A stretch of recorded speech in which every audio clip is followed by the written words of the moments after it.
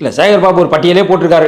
நாங்க வந்து போக்குவரத்துக்கு இவ்வளவு செலவு பண்ணோம், தங்கறதுக்கு இவ்வளவு செலவு பண்ணோம், நாங்க வந்து ஒலிக்கு இவ்வளவு செலவு பண்ணோம், நாங்க வந்து கும்பாபிஷேகத்துக்கு இவ்வளவு சொன்னோம், இவ்வளவு மலர் வளையத்துக்கு இவ்வளவு செலவு பண்ணோம். ஏகப்பட்ட லிஸ்ட் வச்சிருக்காரு. நான் என்ன கேட்கறேன்னா, இதெல்லாம் நான் கலைஞர் அப்பன் வீட்டு சொத்துல பண்ணீங்க? இல்ல ஸ்டாலின் அப்பன் வீட்டு சொத்து பண்ணீங்களா? இல்ல உதயநிதி அப்பன் வீட்டு சொத்துல பண்ணீங்களா? சரி அதெல்லாம் விடுங்க.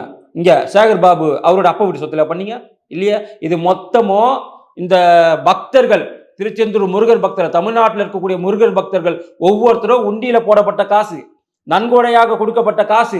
இங்க நிலம்லாம் நாங்க எழுதி கொடுத்துருக்காங்களே, எங்க மூதாதையர்கள் நிலத்தை கோயிலுக்கு எழுதி கொடுத்துருக்காங்களே, அந்த கோயில் மூலியமாக அந்த நிலம் மூலியமாக குத்தகைக்கு விடப்பட்ட காசு, வாடகைக்கு கடைகளில் விட்டுருக்காங்க இல்லையா, அந்த வாடகை காசு. இது மொத்தமும் இன்னைக்கு ஹெச்ஆர்என்சியில் இருக்கு. அந்த காசு எடுத்து இவங்க செலவு பண்ணிட்டு என்னமோ தமிழக அரசு தனி நிதி ஒதுக்குனாங்களா? கிடையாது. இது ஹெச்ஆர்என்சில இருந்து எடுத்து கொடுக்கப்பட்ட காசு, இந்து அறநிலையத்திலிருந்து எடுத்து கொடுக்கப்பட்ட காசு. இது எப்படி நீ பெருமை கொண்டாடுவ? என்னமோ இவங்க அறக்கட்டையில இருந்து அறிவாலய அறக்கட்டையில இருந்து எடுத்து கொடுத்தாங்க, இல்ல அண்ணா அறக்கட்டையில எடுத்து கொடுத்தாங்க, கலைஞர் யாருடைய காசு இது? யாரை நீங்க ஏமாத்த பாக்குறீங்க? மொத்தமா இது பக்தர்களுடைய காசு. பக்தர்களுடைய காசை கொடுத்து கேட்டா ஸ்டாலின் இவ்வளவு கொடுத்தாரு, ஸ்டாலின் எவ்வளவு கொடுத்தாரு, எவ்வளவு கொடுத்தாரு ஸ்டாலின்? சொந்த காசு எடுத்து கொடுத்தாரா? சொந்த காசு எடுத்து கொடுத்தாரான்னு கேட்கறேன். இல்ல உதயநிதி எடுத்து கொடுத்தாரா? இல்ல நீ கொடுத்தியா? நீ இந்தியா அறநிலையத்துறை அமைச்சர் தான், நீ கொடுத்தியா உன் சொந்த காசை? இப்படி ஒட்டுமொத்தமா மக்களோட காசை கொடுத்துட்டு என்னமோ தமிழக அரசு பண்ண மாதிரி பீத்திக்கினா அர்த்தம்.